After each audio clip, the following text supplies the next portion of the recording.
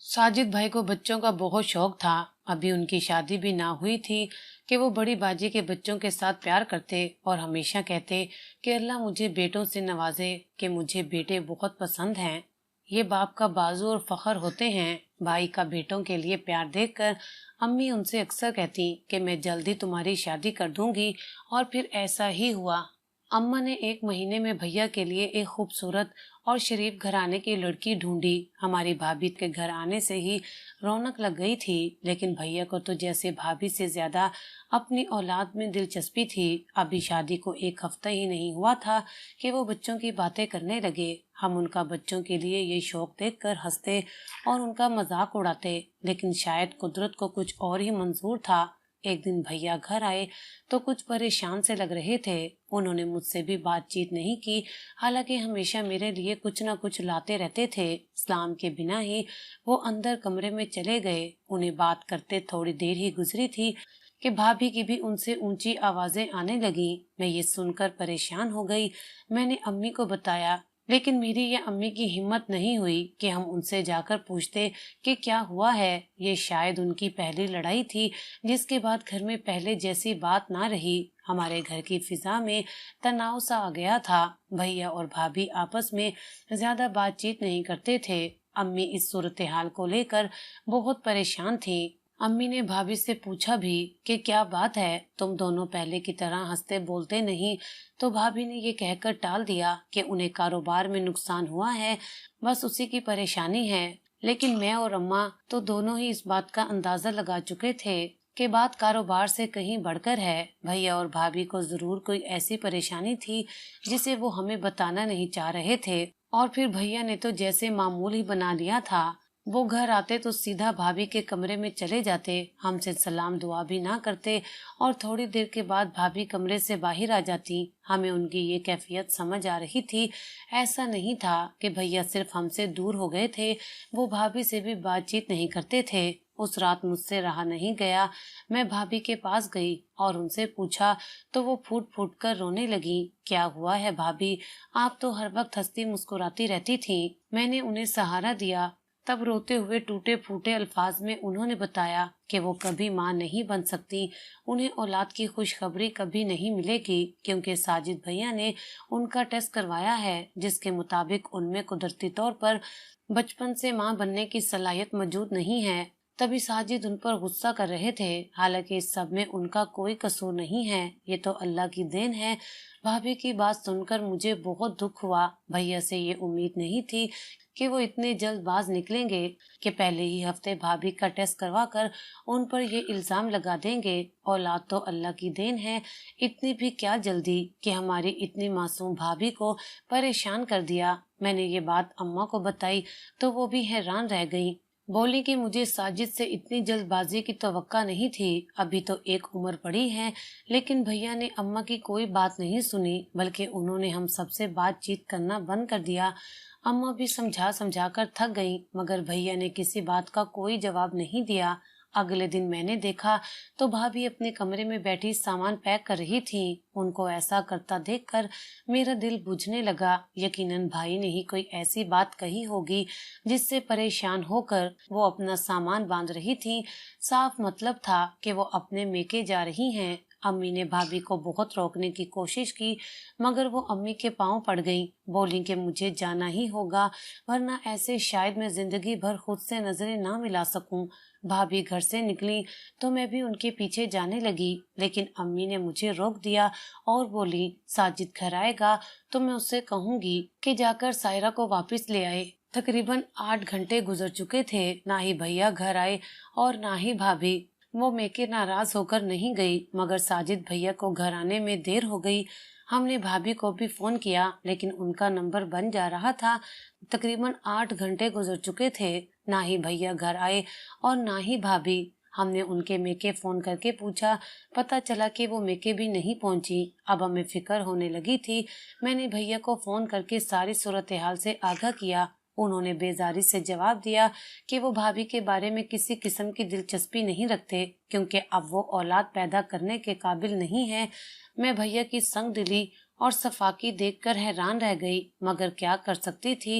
रात को भैया घर आए तो आराम से सो गए जैसे उन्हें कोई परवाह ही ना हो, जबकि भाभी के मेके में अलग कोहराम मच चुका था। किसी को भी नहीं पता था कि सायरा भाभी कहाँ गई हैं। हम उन्हें ढूंढते ही रह गए, जबकि भाई को कोई फिक्र नहीं थी। उन्होंने उल्टा भाभी पर इल्जाम लगा दिया कि वो खुद भागकर किसी और के साथ घर से चली गई है, वरना इतनी सी बात पर कोई औरत घर नहीं छोड़ती। हम भी मजबूर थे। भाई ने मुकम्मल तौर पर ला इल्मी का इजहार किया, लेकिन जब अम्मा ने उनका पीछा ना छोड़ा तो भाई ने हमें सख्त तंबिया की कि अब वो घर नहीं आएंगे। जहां उनकी बांझ बीवी का जिक्र होता है, वो वहां आना पसंद नहीं करते। और फिर ऐसे ही हुआ। 2 दिन बाद भैया भी घर से गायब हो गए। अम्मा ने उन्हें बहुत फोन किया, मैंने भी राब्ते की बहुत कोशिश की, मगर भाई ने जवाब नहीं दिया। अम्मा भी पछताने लगी कि क्यों उस पर ये इल्जाम धरा, जबकि वो खुद औलाद के गम में था। भाई के जाने के 1 महीने बाद हम इस बात से समझौता कर चुके थे कि उन्होंने अब घर नहीं आना। वो दोनों अलग अलग रास्तों के मुसाफिर थे। हम सब लोगों को अकेला छोड़कर न जाने कहाँ चले गए थे। ठीक 1 महीने के बाद हमें हमारे घर के पते पर एक मनी ऑर्डर वसूल हुआ, जिसमें तकरीबन 50,000 रुपए की रकम मौजूद थी। साथ ही भैया का एक खत भी था। भैया ने लिखा था कि वो अपने काम के सिलसिले में मुल्क से बाहर चले गए हैं। वैसे भी बीवी बेवफाई करके उन्हें छोड़कर जा चुकी है। अब इस बात का कोई मतलब नहीं बनता कि वो दोबारा पाकिस्तान आए और अपना घर आबाद करने की कोशिश करें। उन्हें औरत जात से नफरत हो चुकी है, और अब अगर कोई उनसे राब्ता करने की कोशिश करेगा तो वो ये खत लिखना भी बंद कर देंगे। अलबत्ता महीने के महीने पैसे भिजवाते रहेंगे। हमारे लिए यही बात गनीमत थी, क्योंकि हम सब बहन भाइयों के खर्चे भी अलग थे और हम पैसों के बगैर गुजारा भी करने का सोच भी नहीं सकते थे। भैया के मनी ऑर्डर आते रहे और हमारे घर का खर्चा चलता रहा। मेरी वालदा अपने लाल की याद में परेशान रहती। हमने कई बार भाई को घर आने के लिए कहा, मगर वो नहीं आए। यहाँ तक कि हम सब जवानी की दहलीज से गुजरकर उढेर उम्र तक पहुँच गए और अम्मा करीबुल मर्ग हो गई। उनको मुख्तलिफ बीमारियां लग चुकी थी।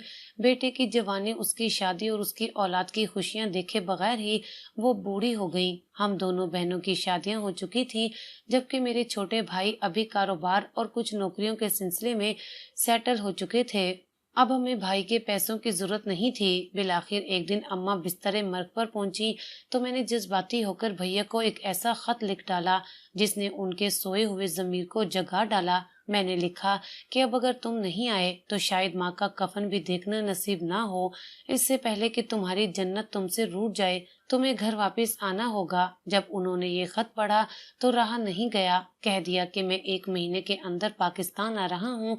अम्मा की तबीयत अब मुश्किल से संभली थी। बेटे के आने की खबर सुनकर वो तो जैसे फिर से जी उठी थी। डॉक्टर ने भी इशारा दे दिया कि आपकी अम्मा की तबीयत अब पहले से बेहतर है। तब हमें जाकर अंदाजा हुआ कि भाई के जाने की खबर ने अम्मा को कितना अंदर से तोड़ दिया था, और अब उनके आने की खुशी में वो फिर से जिंदगी की तरफ लौट आई थी। पर फिर वो दिन भी आ गया जब 20 साल बाद मेरे भाई ने इस धरती पर कदम रखा। हम सब उनके इस्तकबाल के लिए एयरपोर्ट पर गए थे। इतने सालों बाद भाई को देखकर मेरी आंखों में आंसू आ गए, और ये देखकर मेरी खुशी की इंतहा ना रही कि उनके साथ 6 खूबसूरत नौजवान भी खड़े थे, जिनमें से एक थोड़ी ज्यादा उम्र का लग रहा था, जबकि बाकी तकरीबन 13-14 और कोई 10 साल का था। उन सब की खूबसूरती देखकर मैं हैरान रह गई। सुनहरे बालों वाले, गोरे रंग वाले ये नौजवान किसी और ही दुनिया के लगते थे। वो भाई की तरह उर्दू बोल रहे थे। इन सब का लहजा बहुत ही शाइस्ता था। भाई ने बताया कि परदेश जाने के बाद उनकी 6 औलादें पैदा हुईं और 6 के 6 बेटे पैदा हुए थे। मैं तो ये सब देखकर हैरान रह गई, जबकि मेरी खुशी का ठिकाना नहीं था। भाई से शिकवा भी किया कि उन्होंने हमसे इतनी बड़ी खबर क्यों छुपाई। अगर बेटों की खुशखबरी और औलाद की खुशियां नसीब हो ही गई थी तो हमें बता देते, या कम से कम पाकिस्तान आ जाते। हम उनके बारे में इतना परेशान तो ना होते। भाई ने हम सबसे माजरत की और कहने लगे कि उन्हें इस सब के लिए वक्त नहीं मिला। वो अपने बेटों की तरबियत में बहुत मसरूफ थे, और इस कदर मसरूफ थे कि उन्होंने सारी जिंदगी एक ही कंपनी में नौकरी करते हुए गुजार दी, मगर अपने बच्चों की खातिर किसी दूसरी जगह मुंतकिल नहीं हुए। भैया का अंदाज बता रहा था कि वो अपने बच्चों से बहुत प्यार करते हैं। अपने बेटों में तो जैसे भैया की जान बसी थी, मगर भैया का एक बड़ा बेटा जिसके बाल थोड़े काले रंग के थे और उसकी आंखें नीली और इंतहाई खूबसूरत थीं, वो भाई से जरा अलग बैठता, जबकि भाई और भाभी में किसी किस्म की बातचीत नहीं होती थी। मैंने देखा भाभी की आंखों में जलते अंगारे और कभी उनकी खोई हुई नजरें मुझे उनके इस ताबनाक माजी को याद दिलाती जब वो इस घर में हंसती खेलती, मगर अब वो हम में से किसी से बात ना करती थीं, जैसे हमसे खफा हों।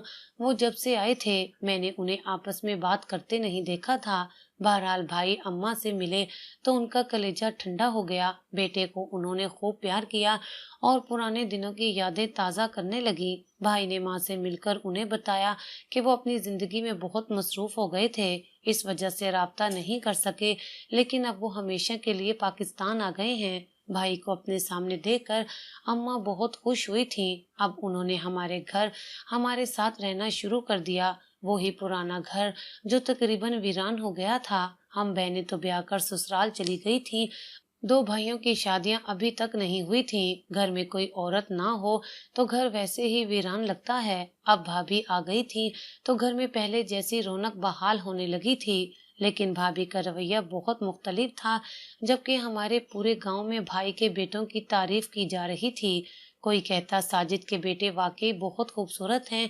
इन सब तारीफों को सुनकर भाई का दिल खुश होता और वो अपने बेटों से मजीद प्यार करने लगते, लेकिन अपने बड़े बेटे से वो मोहब्बत से पेश आते और ना ही उनसे कोई बात करते। जबकि भाभी का रवैया बड़े लड़के की तरफ काफी मुख्तलिफ था। वो ज्यादातर वक्त उसी के साथ बिताती। एक दिन अम्मी की तबीयत बहुत ज्यादा खराब थी। मैं अपने ससुराल से अम्मी से मिलने मेके आई कि मेरी नजर भाभी के कमरे पर पड़ी। घर में दाखिल होते ही उनका कमरा सबसे पहले नजर आता था। न जाने क्यों मेरे कदम खुद ब खुद उनके कमरे की जानिब उठ गए और वहां जाकर मैंने जो मंजर देखा वो मेरी समझ से बालातर था। मैं कुछ न समझते हुए दरवाजे से पलटने ही लगी थी कि भाभी की नजर मुझ पर पड़ी। उन्होंने मुझे गुस्से से देखा और जैसे शिकवा करने वाले अंदाज में अपने कमरे के दरवाजे को बंद कर दिया। मुझे सख्त हैरत हुई कि भाभी को तो इस बात पर शर्मिंदा होना चाहिए था, लेकिन उन्होंने जो रवैया अख्तियार किया वो मेरी समझ से बाहर था। मैंने जाकर भैया से बातों ही बातों में पूछ डाला, भाई भाभी अरमगान से ज्यादा प्यार करती हैं। लगता है कि सब बच्चों में उन्हें वो सबसे ज्यादा लाडला है। अरमगान का नाम सुनते ही भाई के चेहरे पर एक रंग आया और एक गुजर गया, मगर उन्होंने बाज़ाहिर कोई बात नहीं की। अम्मा से मिलने मिलाने के बाद जब मैं किचन में खाना बनाने के लिए गई, देखा तो भाभी नजर नहीं आ रही थी। मुझे काफी देर हो गई थी। अमूमन भाभी खुद ही खाने पीने का बंदोबस्त कर देती थी और मेहमान होने के नाते मेरी थोड़ी बहुत खातिरदारी कर देती, मगर आज तो वो बिल्कुल ही बेमुरवत हो गई थी। उन्होंने मुझे बैठने को भी नहीं कहा। खैर मैं खुद ही खाना बनाने लगी।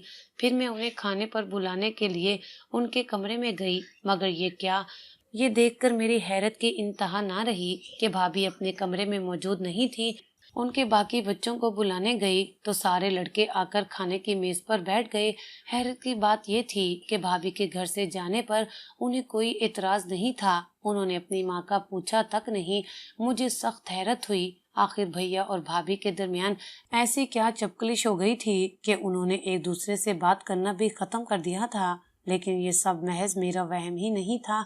कुछ ही देर के बाद मुझे पता चला कि भाभी घर छोड़कर चली गई हैं, जबकि भाई का बड़ा बेटा अरमगान भी उनके साथ गया है। इस खबर से अम्मा भी बहुत मुतासिर हुई, जबकि भैया पहले की तरह नॉर्मल ही रहे, जैसे उन्हें इस बात से कोई फर्क नहीं पड़ता।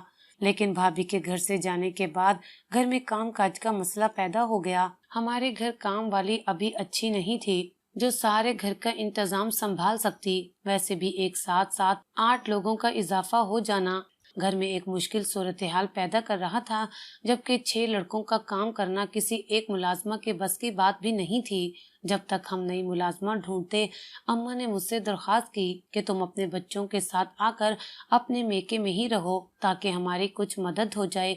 मैं तो काम कर नहीं सकती। इन लड़कों की देखभाल के लिए किसी औरत का होना जरूरी है। मजबूरन मुझे ही अपने मेके आना पड़ा, क्योंकि मैं भैया और बच्चों को अकेला नहीं छोड़ सकती थी।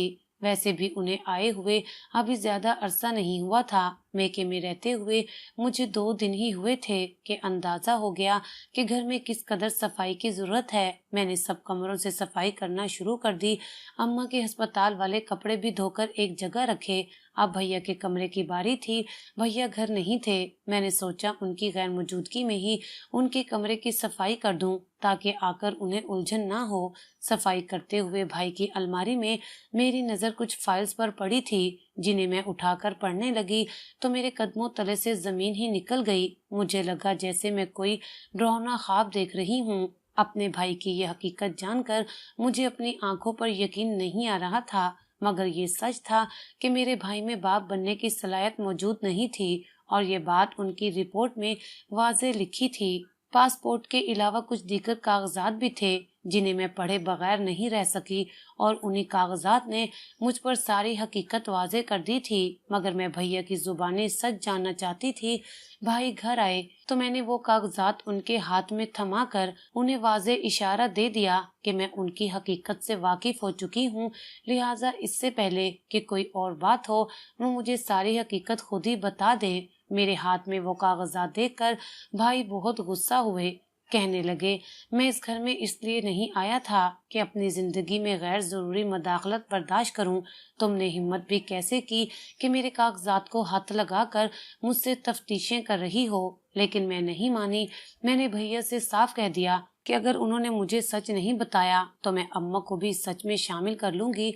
बिलाखिर भाई मजबूर हो गए और उन्होंने शुरू से लेकर मुझे सारी बात बता दी, जिसे सुनने के बाद मुझे यकीन न आया कि कोई शख्स अपनी औलाद के हसूल के लिए इस कदर खुद गर्ज और मफाद परस्त भी हो सकता है। भाई ने बताया कि शादी के बाद उन्हें बेटे का बहुत अरमान था। उन्होंने एक डॉक्टर दोस्त से मशवरा किया कोई ऐसी टेक्निक बता दे जिससे उनके यहाँ बेटे ही पैदा हों और बेटियों की पैदाइश ना हो। डॉक्टर दोस्त ने इत्तफाक से भाई का टेस्ट कर लिया, जिसके मुताबिक उन्हें ये मालूम हो गया कि वो कभी बाप नहीं बन सकते। इस बात पर वो बहुत परेशान हुए, मगर हिम्मत नहीं हारी और एक नया रास्ता निकाला जिसके जरिए वो अपनी दौलत और अपनी जायदाद का मालिक किसी ऐसी औलाद को बना सके जिसकी तरबियत उन्होंने खुद की हो। भाभी को बताए बगैर ही ये उन्हें बाहर ले जाने का प्रोग्राम बनाने लगे, जबकि भाभी बाहर जाने पर राजी नहीं थी। फिर जब वो मेके जाने के लिए तैयार हुई तो भाई रास्ते से उन्हें जबरदस्ती बैरूने मुल्क ले गए। भाई के पास रुपए पैसे की कमी नहीं थी, लेकिन औलाद की नेमत से महरूमी ने उन्हें जुनूनी कर दिया था। वो अपनी बीवी को लेकर दूसरे मुल्क चले गए, जहां पर उन्होंने पाकिस्तानी रिवायात से हटकर एक अनोखा काम कर डाला, सिर्फ इसलिए कि वो अपनी गोद में बच्चे पाल सके। उन्होंने अपनी बीवी को तलाक दे दी और उस मासूम औरत को मजबूर किया कि वो वहीं किसी आदमी से शादी कर ले जिसके माँ बाप पाकिस्तानी थे और मजहब के लिहाज से वो मुसलमान था।